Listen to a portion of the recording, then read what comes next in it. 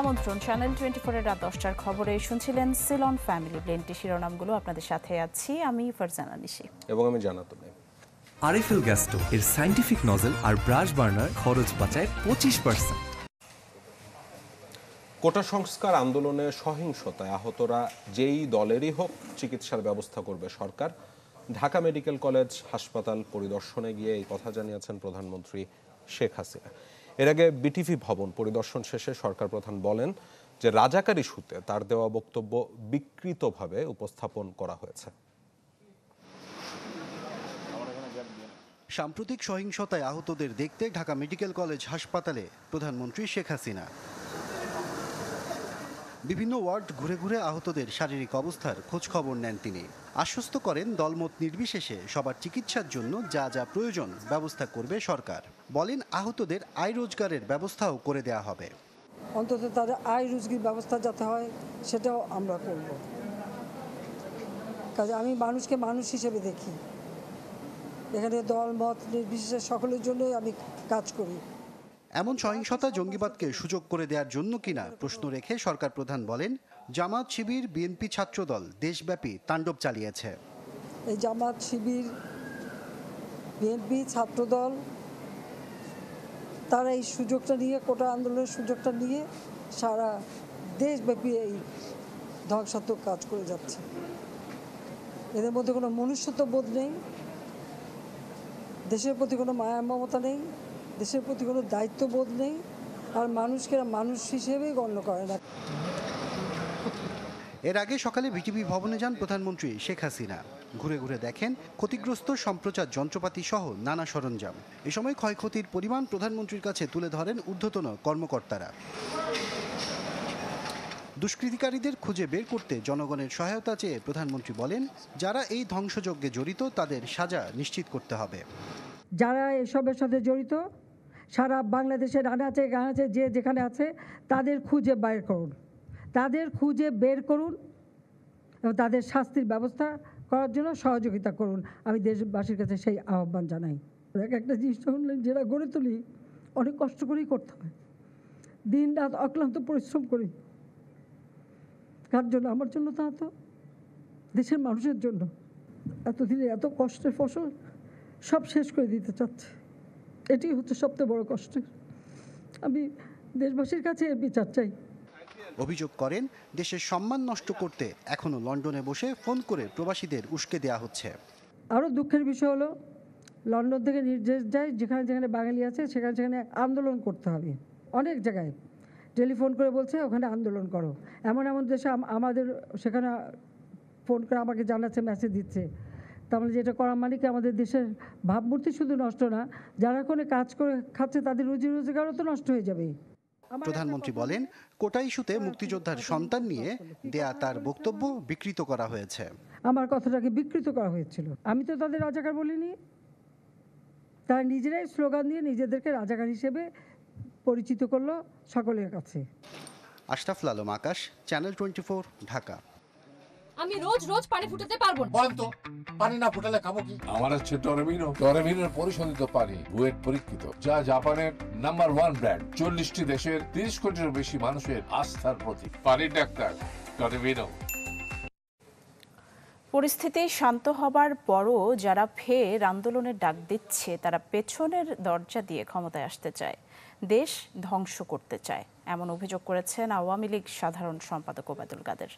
রাজধানীর ধানমন্ডিতে দলের সভাপতির রাজনৈতিক কার্যালয়ে ব্রিফিংয়ে ওবায়দুল কাদের বলেন নাশকতায় গ্রেফতারকৃতদের পরিচয় প্রমাণ করে জামায়াত বিএনপির উস্কানিতেই নৈরাজ্য চালানো হয়েছে। দাবি করেন দেশব্যাপী তাণ্ডব চালিয়েছে সুইসাইড স্কোয়াড, নাশকতাকারীরা আবারও হামলা চালাতে পারে এই আশঙ্কা জানিয়ে আওয়ামী লীগ সাধারণ সম্পাদক সবাইকে সচেতন থাকার আহ্বান জানান। এখনো যারা আন্দোলনে ডাক দিয়ে যাচ্ছে তাদের উদ্দেশ্য দেশকে ধ্বংস করা, দেশের অর্থনীতিকে আরো ধ্বংসের দিকে নিয়ে যাওয়া। তারা আবারও বিভিন্নভাবে হামলা চালানো চেষ্টা করতে পারে। বাংলাদেশে শান্তি ফিরিয়ে আনতে প্রয়োজনীয় পদক্ষেপ নিয়েছে আইনশৃঙ্খলা বাহিনী। কাতার ভিত্তিক সংবাদ মাধ্যম আল জাজিরাকে দেওয়া সাক্ষাৎকারে কথা বলেছেন তথ্য ও সম্প্রচার প্রতিমন্ত্রী মোহাম্মদ আলী আরাফাত। জানান, উত্তেজনা কমাতে সর্বোচ্চ চেষ্টা চালিয়েছে সরকার। Before July 18, in some of the places, very few places, temporarily the internet was shut down. কোটা সংস্কার আন্দোলনের সময় চলা সংঘর্ষে নানা ধরনের গুজব ছড়াচ্ছিল। সহিংসতা যেন না বাড়ে সেজন্য 18 জুলাইয়ের আগে কিছু এলাকায় সাময়িকভাবে ইন্টারনেট সংযোগ বন্ধ রাখা হয়েছিল। তবে 18 জুলাইয়ে কিছু দুর্বৃত্ত দেশের বিভিন্ন স্থানের ডাটা সেন্টার ও ফাইবার অপটিক কেবলে আগুন জ্বালিয়ে দেয়, যার ফলে পুরো দেশে ইন্টারনেট সংযোগে ধস নামে। আর নিহতদের সংখ্যা নিশ্চিতে আমাদের কাজ চলছে। প্রয়োজনীয় তথ্য পাওয়ার পর এ বিষয়ে সরকার আনুষ্ঠানিক ঘোষণা দিবে। 250-টিরও বেশি ডিজাইন অপশন নিয়ে ওয়ালটন স্মার্ট ফ্রিজ, বোঝে আপনার প্রয়োজন। কারফিউ শিথিলে ধীরে ধীরে স্বাভাবিক হচ্ছে জনজীবন। ছুটির দিনে সড়কে ছিল মানুষের চাপ। ঢাকা থেকে দূরপাল্লার বাস ছাড়লেও ছিল যাত্রী সংকট। শুক্রবার জুমার নামাজ ঘিরে রাজধানীর বায়তুল মোকাররম এলাকায় ছিল বাড়তি নিরাপত্তা। কারফিউর সপ্তম দিন, রাজধানীতে নাশকতার কোনো তথ্য না থাকলেও কড়া নিরাপত্তায় ছিলেন প্রশাসন। শুক্রবার বায়তুল মোকাররম এলাকায় ঘিরে নেওয়া হয় বাড়তি সতর্কতা। এদিকে ছুটির দিনে কারফিউ শিথিলের সময়টাকে কাজে লাগিয়েছেন আটকে থাকা মানুষ। দৈনন্দিন প্রয়োজন মেটাতে অনেকেই বেরিয়েছেন রাস্তায়। কিছুটা স্বস্তি ফিরলেও গত কয়েকদিনে চলা ধ্বংসাত্মক পরিস্থিতি আর দেখতে চান না নগরবাসী। শান্তি চাই, শান্তি চাই, মানে বাংলাদেশটা ভালো থাকুক, সব দিক থেকে ভালোভাবে চলুক, এটাই চাই। আমরা আসলে এরকম পরিস্থিতি কখনো কামনা করি না, যেহেতু হঠাৎ করে এরকম হয়েছে, সেই জন্য আমরা এই পরিস্থিতি থেকে উত্তরণের চেষ্টার জন্য সরকারের প্রতি আহ্বান জানাই। দূরপাল্লার যানবাহন চলাচলও বাড়তে দেখা যায় কারফিউর সপ্তম দিনে। এদিন অতিরিক্ত ভাড়া নেওয়ার অভিযোগ না থাকলেও যাত্রী সংকটের কথা বলেন বাস শ্রমিকরা।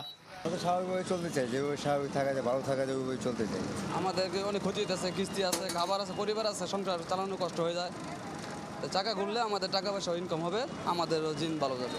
যাত্রী কম, এর জন্য গাড়িও কম, রাস্তাঘাট ক্লিয়ার, পর্যাপ্ত পরিমাণ সেনাবাহিনী র্যাব আছে, এখন কোনো আপাতত সমস্যা নেই।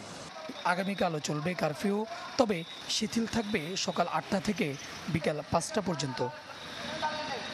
সুলতান মাহমুদ আরিফ, চ্যানেল 24, ঢাকা। গ্রি-এসি, এতে আছে অ্যান্টিব্যাকটেরিয়াল ফিল্টার। এর ইনভার্টার টেকনোলজি বিদ্যুৎ খরচ বাঁচায়, তাই বিশ্বের 1 নম্বর এসি নির্মাতা গ্রি। নাশকতার মামলায় সারা দেশে গ্রেফতার হয়েছে 5000-এর বেশি। রাষ্ট্রপক্ষের আইনজীবী ও আইনশৃঙ্খলা বাহিনীর দাবি, যাচাই বাছাই করেই শনাক্ত করা হচ্ছে নাশকতাকারীদের। এদিকে রাজধানীর যাত্রাবাড়িতে পুলিশ হত্যার মামলায় ছাত্রদল নেতাসহ 6 জনকে আটক করেছে গোয়েন্দা পুলিশ। কোটা আন্দোলন ঘিরে বিভিন্ন স্থানে নাশকতার ঘটনায় চলছে আইনশৃঙ্খলা বাহিনীর গ্রেপ্তার অভিযান। আমি নিউজ লিখেছিলাম, তাই আমাকে গ্রেপ্তার করলো। রাজধানী থেকে 24 ঘন্টায় গ্রেপ্তার ব্যক্তিদের শুক্রবার হাজির করা হয় আদালতে। সে একজন সাংবাদিক, সে তো নিউজ করবেই, এজন্য কি তাকে এভাবেই দাঁড়াইতে হবে? আমার এই অসুস্থ বাচ্চাকে নিয়ে আজকে এভাবে কোর্টের বারান্দায়। সে সময় আদালত প্রাঙ্গণে ভিড় করেন তাদের স্বজনরা। কেউ কেউ দাবি করেন নাশকতা নৈরাজ্যে জড়িত নয় তাদের স্বজন। এরপরও ধরে এনেছে আইনশৃঙ্খলা বাহিনী। 200 টাকা নিয়ে নিচে নামছে বাজার করতে, কিন্তু ওনাকে বাজার করার পরে ওনার 2 ঘন্টা হয়ে যায়, ওনার কোনো খোঁজ খবর নাই। পরে ফোন দিয়ে বলে যে আমার পুলিশে ধরছে। আমার স্বামী নেই, আমার কেউ নেই দুনিয়াতে, আমার ছেলেই। অনেক ছেলের ধরে নিয়েছেন, আমি কেমনে চলবো, কেমনে কি কোন কেমন ওষুধ, আমার অনেক ওষুধের সব বন্ধ হয়ে গেছে গা। রাষ্ট্রপক্ষের এই আইনজীবী বলছেন, যাচাই বাছাই করেই গ্রেপ্তার করা হচ্ছে আসামিদের, হয়রানি করা হচ্ছে না নিরপরাধ কাউকে। সুস্পষ্ট যাদের অভিযোগ আছে যাদের বিরুদ্ধে, তাদেরকে গ্রেপ্তার করছে এবং তাদেরকে আইনে আমলে আনা হয়েছে এবং তাদেরকে রিমান্ড চাওয়া হয়েছে। নিরপরাধ যারা বা যারা ঘটনা সম্পৃক্ত না, তাদের তো মামলায় তারা জড়ায়নি। এদিকে যাত্রাবাড়িতে পুলিশ সদস্য খুনের মামলায় ডেমরা থানা ছাত্র দলের আহ্বায়ক সহ 6 জনকে গ্রেপ্তার করেছে গোয়েন্দা পুলিশ। সংবাদ সম্মেলনে ডিবি প্রধান জানান, থানায় হামলার সাথে জড়িত গ্রেপ্তারকৃতরা। পুলিশকে যে পিটিয়েছে বা মেরে হত্যা করে তা না, তারা অনেক বাসাবাড়িতেও গিয়েও তারা কিন্তু পুলিশ সদস্য আছে কি না তারা সেটা কি করে। আমরাও এখন ওই জামাত শিবির চক্র, বিএনপির চক্র কোন বাসাবাড়িতে আছে, কারা হত্যাকাণ্ডে অংশ, তাদেরকেও আমরা খুঁজছি এখন। আইনজীবীরা জানান, এদিন বিভিন্ন মামলায় প্রায় 200 জনকে আদালতে হাজির করা হয়। শুনানি শেষে অনেককে পাঠানো হয় কারাগারে। কাজী ফয়সাল, চ্যানেল 24, ঢাকা।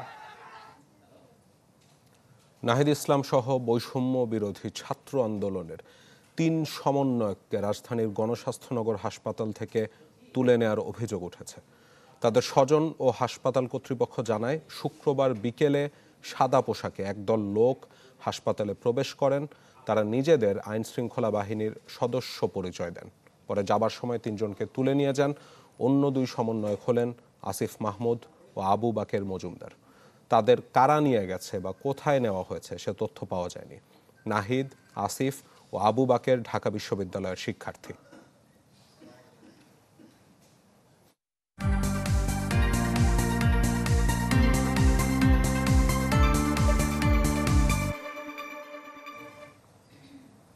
জানাবো বসুন্ধরা কিংসের সৌজন্যে প্যারিস অলিম্পিকের খবর। প্যারিস অলিম্পিকের উদ্বোধনী অনুষ্ঠানের মাত্র কয়েক ঘন্টা আগে ফ্রান্সের দ্রুতগতির রেল নেটওয়ার্কে ভয়াবহ হামলা হয়েছে এবং একযোগে দেশটির 3টি অঞ্চলে চালানো হামলায় জ্বালিয়ে দেওয়া হয়েছে ফাইবার অপটিক কেবলস, ধ্বংস করে দেওয়া হয়েছে সিগন্যাল বক্স। এতে বিপর্যস্ত দেশটির রেল যোগাযোগ ব্যবস্থা। ভোগান্তিতে প্রায় কয়েক লাখ যাত্রী। 100 বছর পর অলিম্পিক আয়োজনে যখন প্রস্তুত প্যারিস, ঠিক তার কয়েক ঘন্টা আগে উচ্চগতির রেল নেটওয়ার্কে হামলার শিকার ফ্রান্স। শুক্রবার একযোগে হামলা হয়েছে দেশটির 3 অঞ্চলে। পুড়িয়ে দেওয়া হয়েছে রেলের ফাইবার অপটিক কেবলস ও সিগন্যাল বক্স। ক্ষতিগ্রস্ত হয়েছে বিভিন্ন স্থাপনা। ফ্রান্সের জাতীয় রেল নেটওয়ার্ক সংস্থা SNCF জানিয়েছে, রাজধানীর সাথে বন্ধ হয়ে গেছে উত্তরাঞ্চল, পশ্চিমাঞ্চল ও পূর্বাঞ্চলের রেল যোগাযোগ। তবে রুখে দেওয়া হয়েছে দক্ষিণ পশ্চিমাঞ্চলে হামলার চেষ্টা। হামলায় ভেঙে পড়েছে ফ্রান্সের রেল যোগাযোগ ব্যবস্থা। ভোগান্তিতে পড়েছেন অন্তত 2.5 লাখ যাত্রী, যাদের বেশিরভাগের গন্তব্য ছিল প্যারিস। ফরাসি রেল সংস্থা জানিয়েছে, ক্ষতিগ্রস্ত রেল লাইন পুনরায় চালু করতে 1 সপ্তাহ সময় লাগতে পারে। সে পর্যন্ত সবার টিকিট বাতিল করতে ওই স্টেশনে না যেতে পরামর্শ দিয়েছে SNCF। এ ঘটনায় কোনো জঙ্গি গোষ্ঠী নাকি পরিবেশবাদীরা জড়িত সে ব্যাপারে এখনও নিশ্চিত করেনি ফ্রান্স সরকার। তবে প্রধানমন্ত্রী জানিয়েছেন, দায়ীদের ধরতে এরই মধ্যে মাঠে নেমেছে আইন শৃঙ্খলা বাহিনী। রেল নেটওয়ার্কে হামলার ঘটনায় জোরদার করা হয়েছে অলিম্পিকের নিরাপত্তা ব্যবস্থা। তবে বিগেস্ট শো অন আর্থের উদ্বোধনী অনুষ্ঠানের আগে এমন ঘটনাকে লজ্জা হিসেবে দেখছে প্যারিসের বাসিন্দারা। জহির সাগর, চ্যানেল 24। 304 ফুড গ্রেড স্টেইনলেস স্টিলে তৈরি, যা নিশ্চিত করে জংবিহীন সিঙ্কের আজীবন নিশ্চয়তা।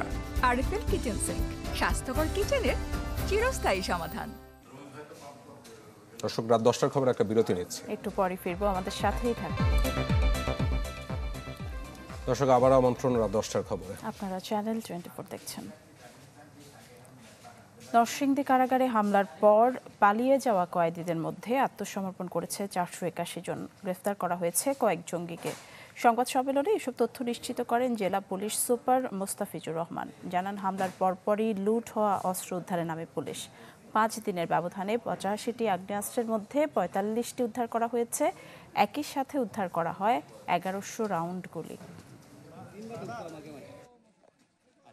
কয়েকজনকে অস্ত্র সহ গ্রেপ্তার করেছি, আর একটি বড় অংশ আমরা বিভিন্ন সোর্সিং এর মাধ্যমে আপনাদের সহায়তায় আমরা এগুলো উদ্ধার করেছি।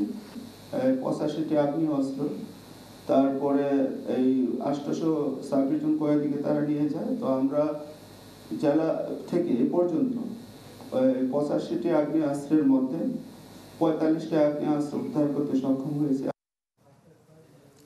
নাশকতার আগুনে পুড়ে ছাই নারায়ণগঞ্জের বহু স্থাপনা। ভাঙচুর চালানো হয় সরকারি 8টি সহ শতাধিক বেসরকারি প্রতিষ্ঠানে।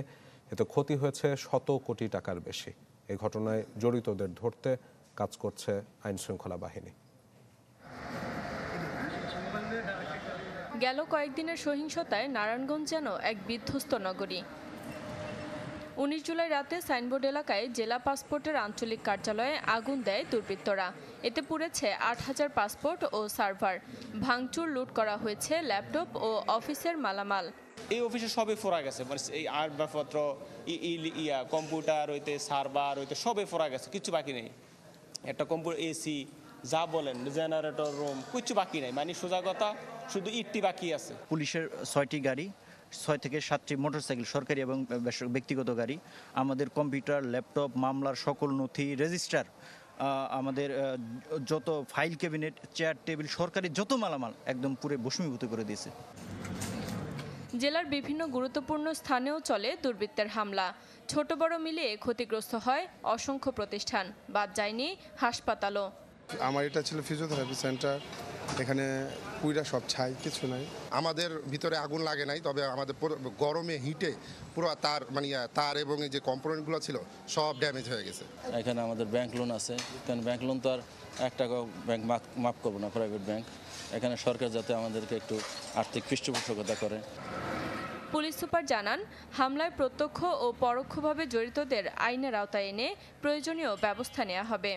আমরা তো কাজ শুরু করেছি এবং আমরা এটা প্রত্যেকটা জিনিস আমরা একদম খুঁটিয়ে একদম সব কিছু আমরা বের করে এদেরকে আইনের আওতায় নিয়ে আসবো ইনশাআল্লাহ। নাশকতার অভিযোগে পুলিশ বাদী হয়ে 14টি মামলা করেছে। আটক করা হয়েছে 374 জনকে। Desk report, channel 24।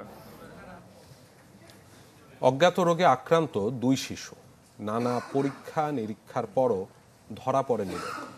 শরীর জুড়ে ঘা নিয়ে অসহ্য যন্ত্রণায় কাতরাচ্ছে শিশু দুটি বর্তমানে ভর্তি আছে Sheikh Hasina burn and plastic surgery ইনস্টিটিউটে। আরও জানাচ্ছেন জিনিয়া কবির সূচনা। একজনের বয়স 7, অন্যজনের 9। 2 ভাই বোনের এখন খুনসুটি আর খেলাধুলায় মেতে থাকার কথা, কিন্তু তাদের দিন কাটছে হাসপাতালের বিছানায়। জন্মের 4 দিন পর থেকেই পুরো শরীরে ফোসকা পড়তে শুরু করে মাহির। সেখান থেকে শুরু হয় চুলকানি আর ঘা। 2 বছর পরে জন্ম মারিয়ার, তার শরীরও একই রোগে আক্রান্ত। রাজধানীর বাড্ডায় সবজি বিক্রি করে চিকিৎসা খরচ আর সংসার চালাতেন মাহি মারিয়ার বাবা। একমাত্র সম্বল সেই ভ্যানটি চুরি হয়ে গেলে এখন চেয়ে চিনতে কোনো রকমের দিন কাটছে তাদের। তারপরও অসহায় মায়ের চাওয়া সবকিছুর বিনিময়ে সন্তানদের সুস্থতা। 2 বছর ধরে আমি ফুল চেয়ার কিনা, ফুল চেয়ার দিয়ে 2 জনে নিয়ে ঘুরে জুড়ে সিঁড়ি চালাই, আর হ্যাঁ আব্বু তরকারি বেছে ভ্যান কিনে দিছি। 2টা বাচ্চা আল্লাহ সুস্থ করে আমার মৃত্যু ঘটাইতেছে। আমার কোন কিছু নাই, আমার কোন কোর মতো কোনো কিছু নাই। ভিতরে আগুনে মনটা করে নিজেই লাভ দিয়ে মরে যায় আর কষ্টের কারণে। শিশু দুটি এখন ভর্তি Sheikh Hasina burn and plastic surgery ইনস্টিটিউটে। চিকিৎসকরা বলছেন রোগটি বিরল। নানা পরীক্ষা নিরীক্ষার পরও ধরা পড়েনি কারণ। ঘাগুলো তৈরি হয়, আবার কিছু ট্রিটমেন্ট করলে আবার ঘাগুলো চলে যায়, আবার তৈরি হয়। তো এই জিনিসগুলো কেন হচ্ছে, মানে এখনো কনক্লুসিভ কোনো ডায়াগনোসিস আমরা করতে পারি নাই। হতদরিদ্র পরিবারে এই 2 সন্তানের চিকিৎসার যথাসম্ভব দায়িত্ব নিয়েছে হাসপাতাল কর্তৃপক্ষ। চিকিৎসা যেই পর্যায় পর্যন্তই করতে হোক, আমরা আমাদের ইনস্টিটিউটের তরফ থেকে এই রোগীর সম্পূর্ণ চিকিৎসা আমরা ফ্রি করব। ফুটফুটে শিশু দুটির পাশে দাঁড়াতে সমাজে বিত্তমানদের দিকে তাকিয়ে আছেন মা শেফালি। তার সাথে যোগাযোগের ফোন নম্বর 019152255521। জিনিয়া কবির সূচনা, চ্যানেল 24, ঢাকা। দর্শক, সময় হলো আরেকটা বিরতির, আমাদের সাথেই থাকুন।